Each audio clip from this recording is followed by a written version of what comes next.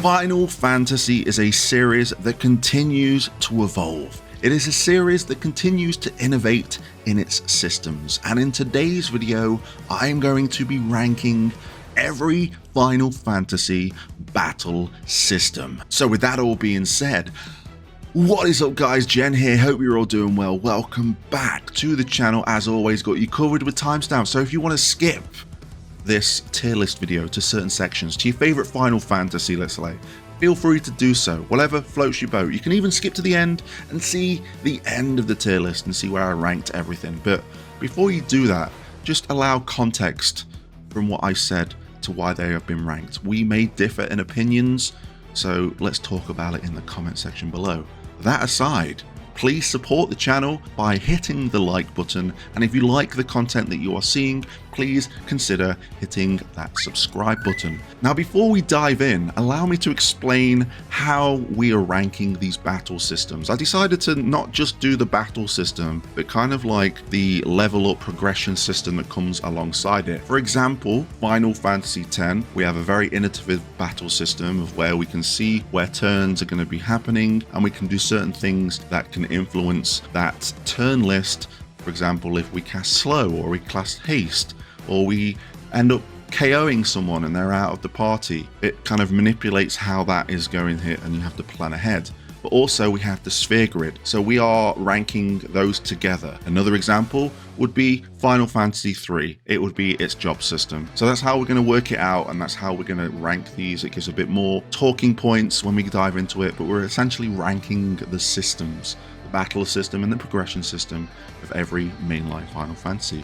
So let's dive in to the tier list. Hello, we're back at the tier list, and as always, I'm going to omit Final Fantasy XI because I've not played Final Fantasy XI, and these are all the mainline Final Fantasies. I see a lot of you commenting saying like Tactics and some of the side games. We'll make tier lists for those eventually. I just want to keep it mainline and keep it mainstream, or I'm at least trying to. But we're going to start off with Final Fantasy I, and the first couple of games are going to be quite simple because they are the early birds of the series. Final Fantasy I, job system, very basic job system. We get to choose between 6 classes. I'm doing this off the top of my head. Black mage, white mage, red mage, warrior, thief, monk. That's 7 classes to choose from, which then halfway or 2/3 of the way or 3/4 of the way through the game evolve to their next form, more abilities to learn. And the way we learn abilities is buy them from shops. Very simple times. Going back to it, very easy to follow, but not very grandiose compared to what we're going to be talking about in this video. So I always think it's fair, and Final Fantasy I seems to have this a lot. It's going to be just ranked in B. It's going to be just center of the pack, though the systems that are in place with Final Fantasy I certainly evolve over time with 2 other games that we're going to be talking about. So for that, I think when it comes to its systems, they're very basic. I'm going to rank it D, and it's going to make sense why when we place certain things in certain tiers. So I'm going to put 1 in D. It's the first game of the series, understandably so, but weak compared to all the rest. I need to be brutal sometimes when I rank these things. So let's move on to Final Fantasy II. Brutal, right? Because Final Fantasy II did not have the job system. We had set characters that we meet along the way. And by the way, when it comes to the battle systems, they're just turn-based at the time being. We haven't reached the ATB system. That'll be happening very soon, and obviously that'll equate to the decision that's made. Final Fantasy II, the way we level up statistics in Final Fantasy II is we've got to do a certain action. We want better healing, or we want a better cure spell. We need to use cure as many times, and yes, these can be spammed in different ways. It can be broken straight off the bat, but if we want to learn a certain weapon, we need to use that weapon. If we want to have better defense, we need to make sure that we're blocking. If we want to be better with shields, you get the drill. This is quite controversial,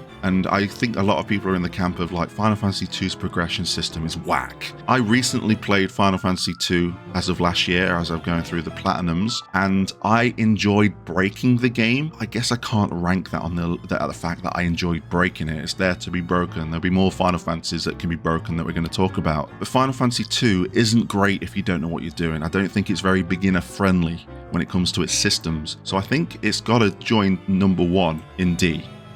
For that reason, I would personally rank it higher because I enjoy breaking it, but we're trying to look at it from all points of view here. So it's going in D tier. Not a great start. so far. But Final Fantasy 3 job system returns once again, and we have more options, more things to choose from, more things to mix and match along the way. And I think we're not diving into too much detail when it comes to its battle system and its progression system. It's a better one, right? It is a better Final Fantasy 1. So I think it's only natural to throw Final Fantasy 3 into C. Final Fantasy 4. We are now introduced to the ATB system, a game changer in the RPG space. And Final Fantasy 4, when it comes to its progression system, doesn't really offer too much different. It's quite basic and quite beginner friendly when you look at it as a whole. Each character has a class associated with it. So I think it's the best of everything, but it's not very innovative except its ATB system, which was a game changer. So for that reason, I think Final Fantasy IV needs to be shot up. I was going to pull it in B, but because of what it did for the franchise, I think it deserves that credit. It deserves that kind of recognition for what it did. So Final Fantasy IV is going to go in A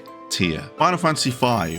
Much like Final Fantasy 1 and 3, we are back to the job system, and this was the last time we truly seen it in this form in a mainline Final Fantasy. The job system is at its best here because not only do we have more jobs to explore, we can level up these jobs, we learn more abilities, we can then equip said abilities to other jobs and mix and match and really experiment and have some real good fun and have some pretty broken builds. And I think 5 is just really enjoyable in its systems. Now I'm going to rank it in S. I think it's the best job system that's out there, and you can have a lot of fun, and it's pretty damn friendly. Yes, it takes a little bit to grind to those battle systems and the progression systems, but nonetheless, I think it's one of the best systems in the Final Fantasy franchise. Final Fantasy VI, we're kind of returning a little bit towards what we got from Final Fantasy IV. Each character kind of has a class, but we can equip espers and we can equip relics. We have new systems in place here to enhance the battle system and just the overall progression. We can learn certain spells as we learn certain espers, which will customize the characters to our liking. I think that Final Fantasy VI, when it comes to its progression, obviously the ATB is at its best, though I really think Final Fantasy VI is a lot slower than Final Fantasy IV and V when it comes to its ATB. I think Final Fantasy VI, I'm putting it in A. You know what? I don't think it is. Because the systems itself aren't very innovative. It was a slower ATB. The relic systems essentially just accessories, right? And then the espers, we can learn a few spells. I think I'm going to put it in B.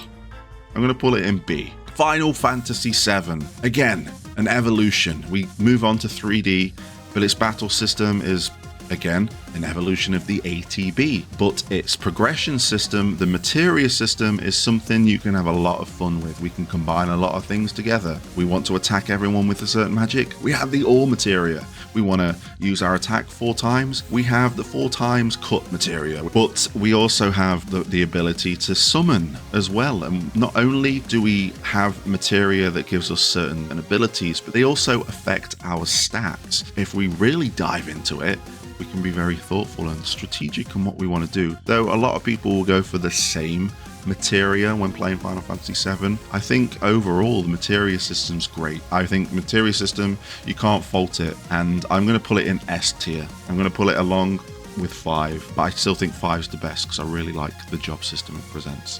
So yes, 7 is going in S tier, but we're moving on to Final Fantasy VIII. Final Fantasy VIII is a little bit different in a lot of aspects when it comes to its battle system. We have enemies that level up alongside us. We have a draw system, which, as you want to describe it, could be quite broken at times. You can break it. It can be quite frustrating. One tip, if you're playing Final Fantasy VIII or want to play Final Fantasy VIII again, don't make yourself want 100 of each spell. Just play naturally. Use your spells. Have fun with it. But Final Fantasy VIII also has a lot of abilities that we can learn from the summons, the GFs. Sometimes I forget when I talk about the GFs. Bad joke, I know.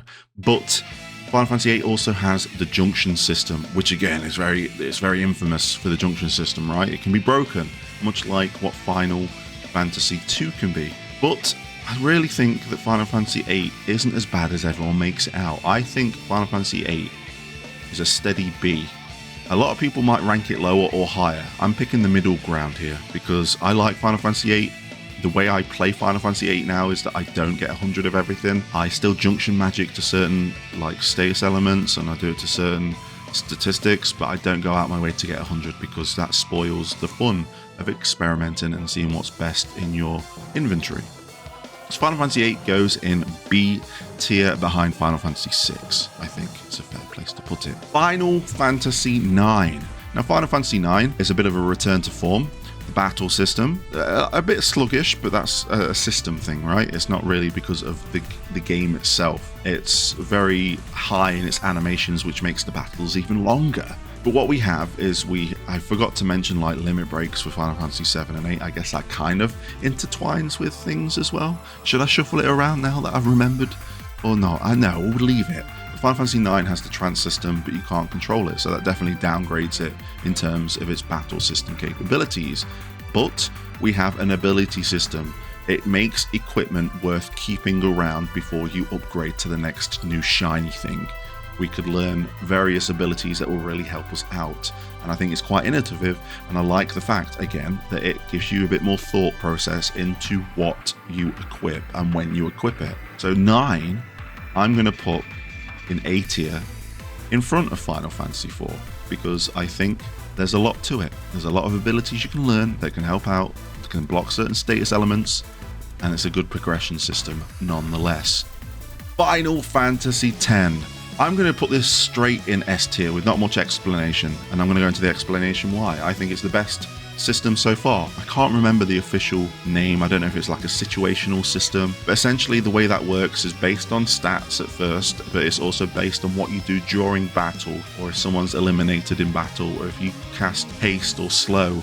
Not only that, our progression system is one of the best progression systems in the game. Am I right? It's the sphere grid system. It's the way we can really customize our characters. Yuna doesn't have to be the white mage. Lulu doesn't have to be the black mage. We can mix and match it up and really break them and have a lot of fun with Final Fantasy X. And that's why Final Fantasy X is getting the best rank here so far. But Final Fantasy XII is coming up. Final Fantasy XII was a dramatic, I was going to say drastic or dramatic. I was going to say drasmatic. It's a drasmatic change when it comes to Final Fantasy battle systems, because it works a lot like an MMO. We have freedom of what we can do, but we also have the freedom to not have the freedom in what we do, because we have the gambit system that comes along with it. It's very innovative. I've recently played Final Fantasy XII. It's the most recent Final Fantasy I've been through, and I really think that the gambit system and its battle system is a double-edged sword. It really depends how you handle it and if you rely on that system as much as you want. But when you look at it, it can turn a lot of people off the game. I don't think it should. I think you should give it a chance. But it can. It really can. It can be overwhelming setting all the gambits. It can be overwhelming trying to learn how it works. But then we also have the license board when we're talking about progression, which tried to be the sphere grid, but wasn't quite the sphere grid. And the fact that a lot of things were locked that we could equip behind that was frustrating. I really wish it was a bit more of a stat-based grid to kind of level up on. So Final Fantasy XII is a tough one. I do think it's not one of the best when it's compared to all these great systems. So I think I'm going to put 12 in. I think 12 is going to go in C tier, and it's going to go above 3 here. So Final Fantasy 13. Final Fantasy 13, again, I have not played recently, so I'm going off like distant memory of when I played it back on the PlayStation 3 so many years ago. But we've got a bit more of an active battle system.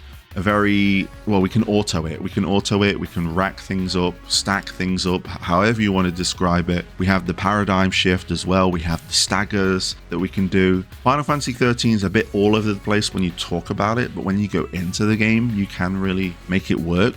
But then you have the Crystarium, that level up, another sphere grid wannabe, in my opinion. So it's a tough one for Final Fantasy 13. I think Final Fantasy 13's systems are all right. I think because you do need to be situational aware of what's happening. You definitely need to be aware of the situations that are happening in Final Fantasy 13 to kind of do a paradigm shift. Like, oh man, I need some more debuffers, or I need some more enhancers quickly, and then change back to like all DPS and magic. So it does have a level of thinking there to set up those the right way. So I think with Final Fantasy 13, I am going to put in B tier between 8 and 6. That's what I'm going to roll with.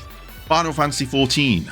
Final Fantasy 14 is an MMO. It plays like an MMO. I feel like this is one of the games that either you love it or hate it. You get on with it, you don't. I like Final Fantasy XIV, so it's going to obviously influence where I put it in this tier list. I'm also trying to look at it as eyes of people that are maybe playing Final Fantasy, but they've never played an MMO. How would they react to it? How would they get on with it? Would they like the systems? Would they like the fact that they can be any job that they want and level them up and learn abilities, learn rotations and all of that? It's really hard to kind of judge where it should go against these gameplay systems. So I think I just need to cop out a little bit with Final Fantasy XIV and put Final Fantasy XIV in like B tier personally, because it's really one of those things that you need to experience to have a solid opinion, especially when you're racking it up against single player experiences. So it's really hard to tier list here. But I'm going to put it in B. Let's just be basic bitches here and put it in B. Final Fantasy 15. The Final Fantasy for newcomers and long-time fans alike, because it went slightly action-focused. We had a progression system as well to learn certain abilities, but then that was mixed in with like overworld abilities as well, because I think Prompto learned photography abilities, if I remember correctly, in the progression system. Also, Final Fantasy 15 didn't have traditional magic. You had to gather crystals across the field, if I remember correctly, and that could be quite frustrating. And I don't think I used magic very much. But Final Fantasy 15 then added the ability to switch characters. If it was base Final Fantasy 15, I think it would go down quite low, combined with its progression. But the fact that we can mix up characters now and have a bit of fun and have a bit of variation and learn a few abilities and actually use Prompto, use Gladius, and use Ignis, that's it. I think it's going to go a little bit higher for me now. So for Final Fantasy 15, I think Final Fantasy 15 is also in a B, if I'm honest. Yeah, I'm going to pull it, I think I'm going to put it above 13. I think I'm even going to put it above 6, if I'm honest, because of ease of access, because it is quite friendly to newcomers, if you think about it. But then we have Final Fantasy 16, a pure action-based game. And I said in my Final Fantasy 16 review, and as I was like leading up to launch and getting to play it early and all of those things, is that I'm not an action combat guy. I don't really get on with action combat too well, but I'll play it. Usually most of the mistakes are my bad, and I can hold my hands up to it. Final Fantasy 16 was really unique.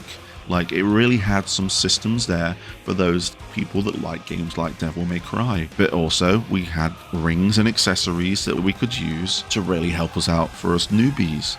I played it on normal, I played through the game in hard with no rings, and I enjoyed it.